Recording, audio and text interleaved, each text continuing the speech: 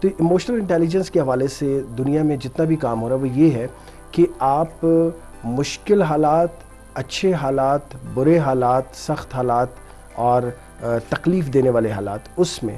آپ کی emotional intelligence اتنی بہترین ہو کہ آپ کا مثبت رویہ ہو یا اس کو ڈیل کرنے کا جو رویہ ہے وہ آپ بہترین طریقے سے برقرار رکھ سکیں۔ اب اس میں ایک آپ کو اگزامپل یہ دے سکتا ہوں کہ اس میں یہ ہے کہ جیسے تھرموس کے اندر کوئی چیز ڈالتے ہیں تو تھرموس جو ہے وہ بیسیکلی اس چیز کا ٹیمپریچر مینٹین رکھتا ہے، باہر کا ماحول اس کے اندر کے ٹیمپریچر کو ڈسٹرب نہیں کرتا۔